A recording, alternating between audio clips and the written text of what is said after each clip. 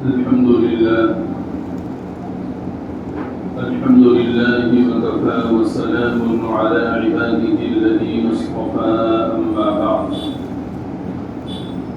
فأعوذ بالله من الشيطان الرجيم بسم الله الرحمن الرحيم وذكر فإن الذكرى تنفع المؤمنين قال النبي صلى الله تعالى عليه وآله وسلم من أعطى لله ومنع لله وأحب لله وأبغض لله فقد استكمل الإيمان. صدق الله المولانا العظيم وصدق رسوله النبي الكريم ونحن على ذلك لمن الشاهدين والشاكرين والحمد لله رب العالمين. اللهم صل على سيدنا ومولانا محمد وعلى آل سيدنا ومولانا محمد وبارك وسلم. بزرگان محترم اور دوستو، اللہ رب العزت نے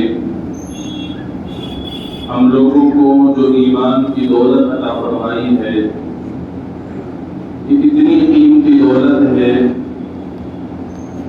کہ جو شخص ایمان میں داخل ہو جاتا ہے اللہ تبارک و تعالی اس کو جنت میں داخل فرما دیتے ہیں.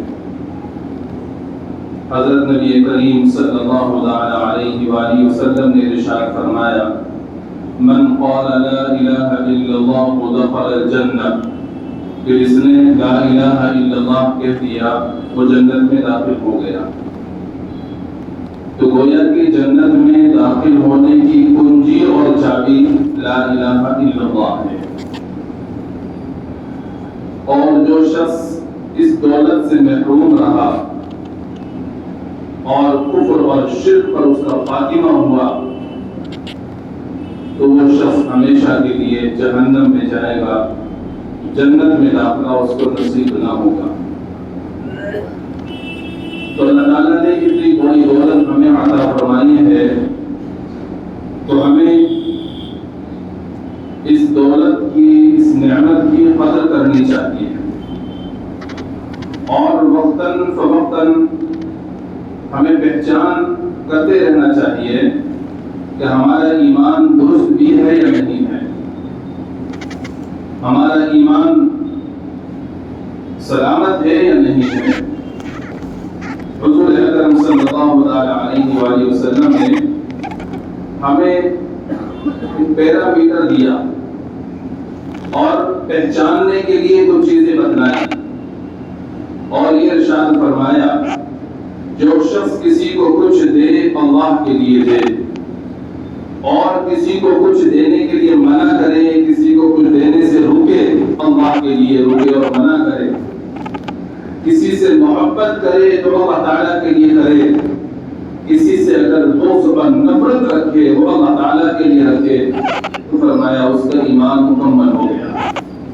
تو آپ علیہ السلام نے ایمان کے مکمل ہونے کی گارنٹی دی، ایمان کے مکمل ہونے کی آپ نے ایک طرح سے بشارت دی اور یہ فرمایا کہ جو یہ چار کام کرے گا، یعنی کسی کو دے اللہ کے لیے دے، کسی کو نہ دے وہ اللہ کے لیے نہ دے، اور کسی سے محبت رکھے اللہ تعالیٰ کے لیے رکھے، اور کسی سے اگر بغض اور نفرت رکھے وہ اللہ تعالیٰ کے لیے رکھے تو اس کا ایمان مکمل ہو گیا. اب ہم صبح سے شام تک بہت سے لوگوں کو بہت سی چیزیں دیتے رہتے ہیں، تو اب ہم اس میں یہ غور کر لیں کہ ہم جو کسی کو کچھ دے رہے ہیں یہ دینا ہمارا اپنے نفس کے لیے ہے یا یہ ہمارا دینا محض اللہ کی رضا کے لیے ہے. اگر اللہ کی رضا کے لیے ہے تو اس میں تمہیں اجر و ثواب ملے گا، اور اگر اللہ کے لیے نہیں ہے تو پھر وہ دنیا کے لیے ہے، اس میں کوئی اجر و ثواب کا وعدہ نہیں ہے. ایک ہوتا ہے صدقہ اور خیرات، کہ آدمی کوئی چیز اللہ تبارک و تعالیٰ کی راہ میں دیتا ہے، اس کا مقصد ہوتا ہے کہ میں اس چیز کو اللہ کے لیے دوں گا، صدقہ کروں گا، خیرات کروں گا، اللہ تعالیٰ مجھ سے راضی ہو جائیں گے۔ یہ تو سب سمجھتے ہیں کہ یہ تو دین ہے ہی، اس پر تو اللہ تعالیٰ کی رضا نصیب ہوگی ہی ہوگی، لیکن اس میں بھی شرط ہے کہ وہ دینا محض دکھلاوے کے لیے نہ ہو، وہ دینا بڑائی کے لیے نہ ہو، وہ دینا اس لیے نہ ہو کہ لوگ یہ کہیں تو بڑا سخی آدمی ہے، بلکہ دینا وہ صرف اس لیے ہے کہ میں اس لیے صدقہ دے رہا ہوں، اس لیے خیرات دے رہا ہوں تاکہ اللہ تبارک و تعالی مجھ سے راضی اور خوش ہو جائے، اللہ کو راضی کرنے کے لیے دے رہا ہوں، تو اس صدقے اور خیرات پر اللہ تبارک و تعالی کی جانب سے اجر و ثواب مرتب ہوگا۔ سب سمجھتے ہیں اس کو، لیکن ایک اور ہے کہ ہم صبح گھر سے نکلتے ہیں اور گھر سے نکلنے کے لیے ہم کسی دکان پر جاتے ہیں، کوئی پھل خریدنا ہے ہمیں، کوئی اور سامان کھانے پینے کا ہمیں خریدنا ہے، پہننے اوڑھنے کا خریدنا ہے، تو عام طور پر اس کو دنیا سمجھا جاتا ہے کہ دنیا ہے۔ لیکن اگر ہم اس میں اپنے نگاہ زاویہ نگاہ کو بدل لیں اور اپنی نیت ہم تبدیل کر لیں تو یہ نیت کا بدلنا، زاویہ نگاہ کو بدلنا، یہ ہمارے لیے دنیا کی بجائے دین بن جائے گا۔ وہ کس طرح سے کہ اب آپ بازار میں خرید و فروخت کرنے کے لیے گئے، کوئی چیز خریدنے آپ جا رہے ہیں کہ مجھے یہ چیز خریدنی ہے، مثال کے طور پر کوئی پھل خریدنا ہے، اب پھل خریدنے کے لیے گئے، آپ نے خریدتے وقت میں یہ نیت کر لی کہ یا اللہ آپ نے میرے اہل و عیال کا میرے اوپر نان نفقہ واجب کیا ہے، میں اس فریضے کی ادائیگی کے لیے یہ پھل خرید رہا ہوں تاکہ میرے بچے اس کو کھا کر کے خوش ہو جائیں، تو اب آپ کا یہ پھل خریدنا دین بن جائے گا، کیونکہ اللہ تبارک و تعالی نے آپ کے اوپر آپ کے اولاد کا نان نفقہ، آپ کی بیوی کا نان نفقہ واجب فرمایا ہے۔ آپ کی ذمہ داری ہے کہ ان کے خرچ کا، ان کے کھانے پینے کا، پہننے اوڑھنے کا خیال رکھیں۔ اور پھل خریدتے وقت میں آپ نے یہ نیت کر لی تو آپ کا یہ نیت کرنا، اب یہ خرید و فروخت کرنا دین بن جائے گا، دنیا نہیں رہے گا۔ اسی طرح سے اگر آپ نے دوسری نیت یہ کر لی کہ اللہ یہ تجارت کرنا یہ نبی کا طریقہ ہے، انبیاء کا طریقہ ہے، انبیاء نے تجارت کی ہے، صحابہ نے تجارت کی ہے، اور میں جو خرید و فروخت کر رہا ہوں حلال طریقے سے کر رہا ہوں اور حرام طریقے سے خرید و فروخت سے اپنے آپ کو بچا رہا ہے، تو یہ نیت کرنا بھی اس کے لیے دین بن جائے گا۔ تو ذرا سی نیت بدلنے کی ضرورت ہے، جس کو ہم دنیا سمجھ رہے ہیں وہ دین بن جائے گا۔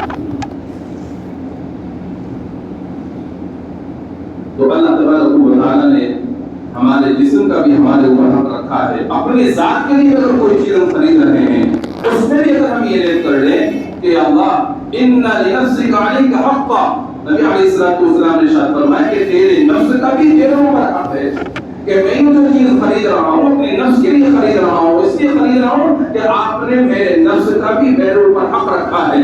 تو اپنی ذات کے لیے اگر کوئی چیز خریدیں گے تو اپنی ذات کے لیے خریدنے میں بھی اگر آپ نیت کو تبدیل کر لیتے ہیں، نیت کو بدل لیتے ہیں، تو یہ اپنی ذات کے لیے خریدنا بھی آپ کے لیے دین بن جائے گا۔ تو ایک مثال سے امید ہے کہ بات سمجھ میں آ گئی ہوگی آپ کی، کہ ہم کوئی بھی چیز خرید و فروخت کرتے ہیں تو اس خرید و فروخت میں ہمیں اپنی نگاہ کو بدلنا ہے، یعنی نیت کو بدلنا ہے، زاویہ نگاہ کو تبدیل کرنا ہے، اس تبدیلی سے ہماری خرید و فروخت کرنا یہ دین بن جائے گا۔ تو یہ ہوا جس کو بھی ہم دیں وہ اللہ تبارک و تعالیٰ کے لیے دیں۔ دوسری چیز، جس کو بھی ہم کوئی چیز دینے سے روکیں، منع کریں، تو وہ محض اللہ کے لیے منع کریں۔ کوئی ہم سے کچھ مانگ رہا ہے، ہم اس کو وہ چیز نہیں دے رہے، کیوں نہیں دے رہے؟ ایک تو ویسے ہی نہیں دے رہے، بھائی ہمارا سے نشانہ ہم تو نہیں دیتے، تو کوئی آپ سے زبردستی تو کر نہیں سکتا، لیکن یہ دینا نہ دینا یہ آپ کے اپنی ذات کے لیے ہوا۔ اب آپ سے کوئی کچھ مانگ رہا ہے لیکن آپ اس کو نہیں دے رہے، کیوں نہیں دے رہے؟ اس لیے نہیں دے رہے کہ یہ بندہ میرے دیے ہوئے رقم کو ایسی جگہ خرچ کرے گا جہاں خرچ کرنے کے لیے اللہ تعالیٰ نے منع فرمایا ہے۔ یہ بندہ میرے دیے ہوئے رقم کو ایسی جگہ خرچ کرے گا جہاں خرچ کرنے کے لیے نبی علیہ السلام نے منع فرمایا۔ تو اس لیے میں نہیں دیتا بھائی اس کو. تو اب یہ نہ دینا اللہ تبارک و تعالیٰ کے لیے ہوا.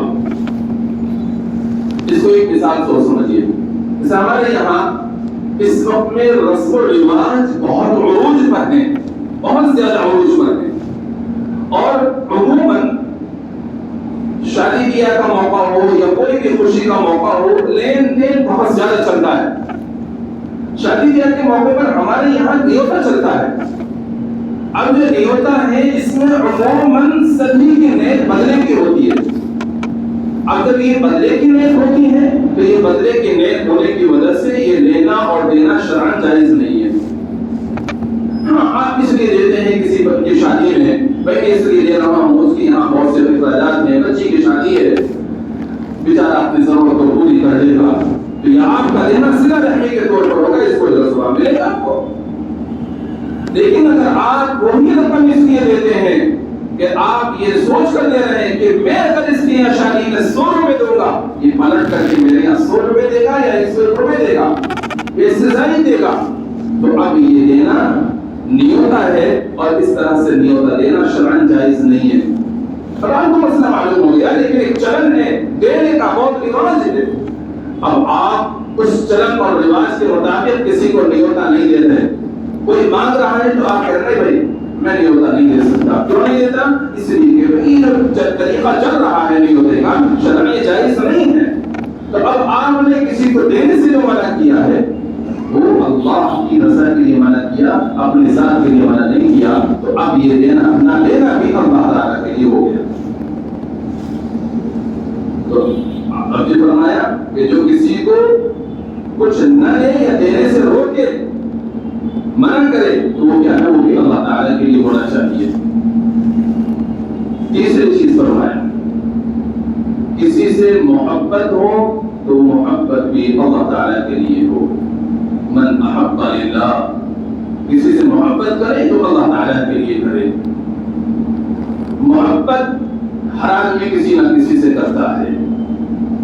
کسی اللہ والے سے اگر محبت ہے تو ظاہر بات ہے اللہ تعالیٰ والے سے جو محبت ہوتی ہے وہ بغیر کسی غرض کے ہوتی ہے, کوئی اس کی غرض نہیں ہوتی ہے.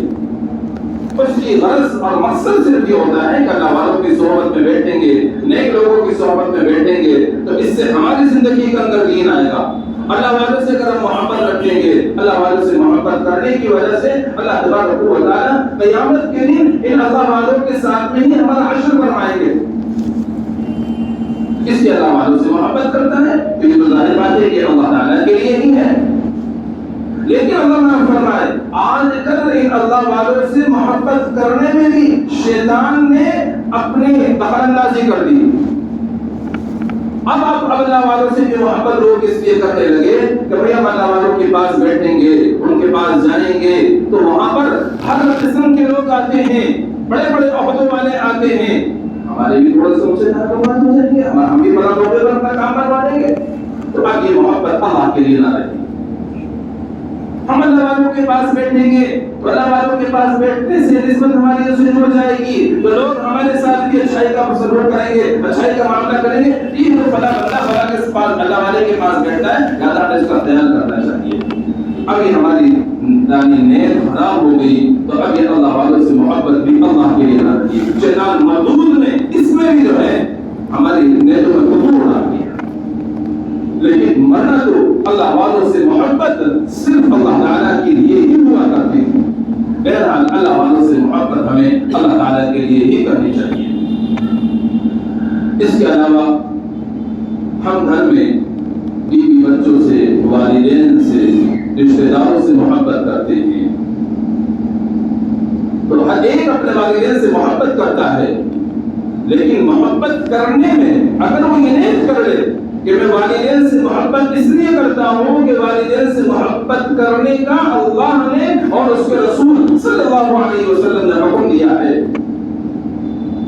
اور ہم نے حدیث سنی اور پڑھی ہے کہ جو شخص والدین پر محبت کی نگاہ ڈالتا ہے تو ایک نگاہ ڈالنے سے اللہ تبارک و تعالیٰ اس کو اجر و عمل کا ثواب عطا فرماتے ہیں. میں اس لیے والدین سے محبت کرتا ہوں.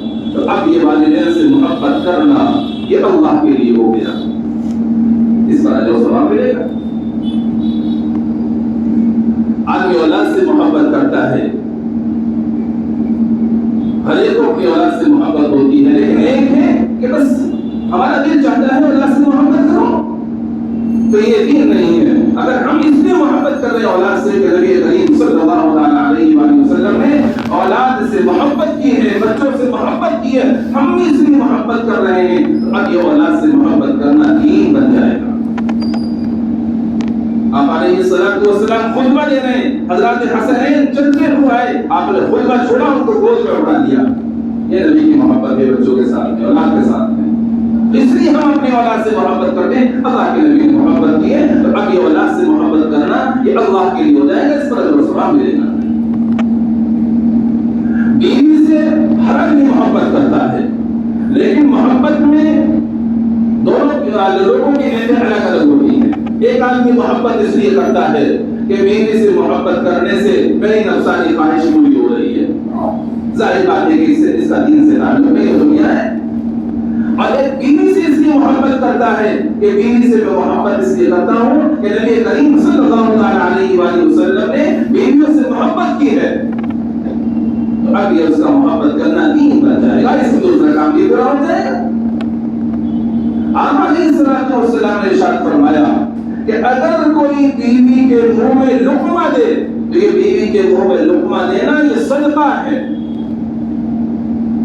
تو بیوی سے محبت کرنا اس لیے کہ اللہ کے نبی نے محبت کی، بیوی سے اچھا سلوک کرنا اس لیے کہ اللہ کے نبی نے سلوک کیا، اس نیت سے کریں گے تو اب بیوی سے محبت کرنا یہ بھی دین بن جائے گا۔ بیوی کے منہ میں لقمہ دیں گے، اس نیت سے دیں گے کہ اللہ کے نبی نے فرمایا کہ صدقہ ہے، تو یہ بھی دین بن جائے گا۔ لیکن اس میں اس چیز کا خیال رکھا کرو کہ تھوڑا سا والدین بھی دسترخوان پہ ساتھ میں بیٹھے ہوئے ہیں، میاں بیوی بھی ساتھ میں بیٹھے ہوئے ہیں، تو وہاں یہ کام مت کیا کرو، تھوڑا بڑوں کا خیال کر لیا کرو۔ جب تنہائی میں بیٹھے ہو تب دے دو اس کے منہ میں لقمہ، اور سنتیں لوگوں کو یاد نہیں رہتی، لیکن سارے دسترخوان پہ بیٹھے ہوئے، چھوٹے بچے بھی بیٹھے ہوئے ہیں، سب بیٹھے ہوئے، بس یہی اس کو ایک سنت یاد آتی ہے اور بیوی کے منہ میں لقمہ دینا شروع کر دیتا ہے۔ ٹھیک ہے بھائی، سنت ہے، صدقہ ہے دینا، مگر یہ کام تنہائی میں بھی تو کیا جا سکتا ہے۔ تھوڑا سا بڑے بھی بیٹھے، بچے بھی بیٹھے، ان کا بھی تھوڑا لحاظ کر لو، ان کا بھی تھوڑا خیال کر لو، ہمیں اس کا خیال رکھنا چاہیے۔ تو بہرحال بیوی سے بھی محبت اللہ کے لیے ہونی چاہیے۔ نبی کریم صلی اللہ علیہ وآلہ وسلم اپنی ازواج مطہرات سے بہت محبت فرماتے تھے، اور ان کی دلجوئی کے لیے آپ بہت سے کام کر جاتے تھے کہ آپ حیران ہوں گے، ایک نبی ہے رحمت للعالمین، وہ بھی یہ کام کر رہے ہیں۔ ایک مرتبہ آپ علیہ السلام امی عائشہ صدیقہ رضی اللہ عنہا کے ساتھ جا رہے ہیں، جنگل میں ہیں، دونوں ہیں، تنہا کوئی اور نہیں ہے۔ آپ نے فرمایا عائشہ دوڑو گی؟ جی دوڑوں گی۔ ساتھ میں دوڑ رہے دونوں میں بیوی، کون دوڑ رہے ہیں؟ یہ وہ دوڑ رہے ہیں جو تمام نبیوں کے سردار ہیں، تمام نبیوں کے امام ہیں، یہ وہ دوڑ رہے ہیں اپنی بیوی کے ساتھ میں جن جو وجہ کائنات ہیں، یہ وہ دوڑ رہے ہیں اپنی بیویوں کے ساتھ میں جن کو اللہ تعالیٰ نے رحمت للعالمین بنا کر بھیجا، جن کو نبی آخر الزمان بنایا، جن کو ساری کائنات کے لیے نبی بنایا، وہ اپنی بیوی کے ساتھ میں دوڑ رہے ہیں، لیکن ایسا دوڑ رہے ہیں کہ وہاں کوئی اور نہیں ہے، بے پردگی کا کوئی احتمال نہیں ہے، وہ نبی ساتھ میں دوڑ رہے ہیں اپنی بیوی کے۔ آج تو ایک عجیب ہوا چل گئی، ذرا سا تھوڑا سا پیٹ نکل آیا، تھوڑا سا موٹے ہو گئے، تھائرائیڈ ہو گیا، شوگر ہو گئی، ڈاکٹر نے کہہ دیا کہ تمہیں ٹہلنا پڑے گا۔ اب صبح کو فجر کی نماز پڑھے نہ پڑھے میڈم ٹہل رہی ہے، دوڑ رہی ہے، روڈ پر پارکوں میں گھوم رہی ہے۔ بھائی ڈاکٹر صاحب نے ٹہلنے کے لیے تو کہا ہے، ڈاکٹر صاحب نے گھومنے کے لیے تو کہا، یہ تو نہیں کہا کہ تم پارک میں جا کے ٹہلو گی تب تمہارا ٹہلنا پورا ہوگا۔ تم نے بس ڈاکٹر صاحب کی بات کو پکڑ لیا، ڈاکٹر صاحب نے ٹہلنے کے لیے کہا، چہل کرنے کے لیے کہا ہے، تمہیں نہ شریعت کا لحاظ ہے نہ تمہیں وہ پردہ پرہیز کا کوئی لحاظ ہے، اپنا برقع ایک طرف رکھا ہوا ہے اور بدن سے جو کپڑے پہنے ہوئے ہیں وہ اتنے ٹائٹ اور چست ہوتے ہیں کہ بدن کے سارے اعضاء نظر آتے ہیں، چلتے ہوئے، پھرتے ہوئے، دوڑتے ہوئے سارے بدن کے اعضاء کی حرکتیں نظر آ رہی ہیں۔ ان کو یہ سمجھ رہی ہیں کہ ہم تو ڈاکٹر صاحب نے کہا ہے صحت کے لیے ٹہلنا ضروری ہے، ہم تو ڈاکٹر کی بات کو پوری کر رہے ہیں۔ نہیں، تم غلط کر رہی ہو، اور جو شوہر بھی اس طرح سے بیویوں کو لے جانا ہے وہ بھی غلط کر رہے ہیں، اس میں بے پردگی کا گناہ ہو رہا ہے، دوسرے لوگوں کی نگاہیں پڑ رہی ہیں، ان کی نگاہیں خراب ہو رہی ہیں، تم اس کے ذمہ دار بن رہے ہو۔ ٹہلوانا ہے گھر میں ٹہلوا دو، زیادہ مجبوری ٹہلانے کی، پڑھنے کے ساتھ میں لے کر ٹہلنے چلے جاؤ. ہمیں عربی پیٹ نکل گئی، ہم سے بھی ڈاکٹر کہتے ہیں مفتی صاحب ٹہلا کرو، مفتی صاحب ٹہلا کرو. میں کہتا ہوں کہاں ٹہلوں؟ یہ تو بتاؤ، میرا گھر بھی اتنا بڑا نہیں ہے کہ اتنا ٹہل لوں، اور میرے روڈ پر ٹہلوں گا، پارک میں جاؤں گا. تم یہ فتوا لگا دو گے کہ مفتی صاحب کو وہاں جا رہے ہیں، وہاں عورتیں ٹہل رہی تھی، تو یہ فتوا لگا دو گے بھائی ہم بغیر ٹہلے ٹھیک ہے. تو میرے بزرگوں میں بات یہ عرض کر رہا تھا کہ نبی کریم صلی اللہ علیہ وآلہ وسلم نے بیوی کی دلجوئی کے لیے دوڑ بھی لگائی ہے. تو ہمیں بیویوں سے محبت ہے، ہونی چاہیے، لیکن ہم تھوڑا سا اپنی نیت کو تبدیل کر رہے ہیں. ہم بیوی سے اتنی محبت کرتے ہیں، اللہ کے نبی نے محبت کی ہے، تو یہ نیت کرنا آپ کو اجر و ثواب کا باعث بن جائے گا، اور یہ بیوی سے محبت کرنا اللہ کے لیے ہوگا. یہ ایک دو مثالیں میں نے دے دی ہیں، باقی آپ کو سمجھ جائیے جس سے بھی ہم محبت کرتے ہیں وہ اللہ کے لیے ہونی چاہیے. چوتھی چیز فرمائے کہ کوئی کسی سے نفرت کرے، کوئی کسی سے بغض اور عداوت رکھے تو وہ بھی اللہ کے لیے ہونی چاہیے. میں اس سے نفرت کرتا ہوں، اس سے بغض رکھتا ہوں، اپنے ذات کے لیے نہیں بلکہ محض اللہ کے لیے رکھتا ہوں. تو اگر بغض اور نفرت اللہ کے لیے ہوگی تو آپ سمجھ لیجیے کہ چاروں کام آپ نے اللہ کے لیے کر لیے، تو اب آپ کا ایمان مکمل ہو جائے گا. اس میں بھی تھوڑا تفصیل ہے کہ محبت کسی سے بغض اور دشمنی رکھے تو وہ بھی اللہ کے لیے رکھے. باقی میں انشاءاللہ کسی اور موقع پر اس کی تفصیل عرض کروں گا. اب تو ہم نے یہ سن لیا، حدیث میں یہ بتا دیا کہ جو کسی کو دے اللہ کے لیے دے، کسی کو دینے سے روکے اللہ کے لیے روکے، کسی سے محبت کرے اللہ کے لیے کرے، اور کسی سے نفرت اور بغض رکھے اللہ کے لیے رکھے، تو اس نے ایمان کو مکمل کر لیا. ہم یہ سارے کام اپنے روزمرہ کی زندگی میں کرتے ہی ہیں. اب ہم اس میں تھوڑا سا دیکھ لیں، اگر یہ سب کام اللہ کے لیے کر رہے ہیں تو ہمارا ایمان مکمل ہے، اور اگر اس میں ہمارے یہ کام اللہ کے لیے نہیں ہے، اپنی نیتوں کو درست کر لیں. اگر نیت درست ہوگی، اللہ کے لیے کام کرنے لگ جائیں گے تو یہ ہمارا ایمان مکمل ہو جائے گا، اور ایمان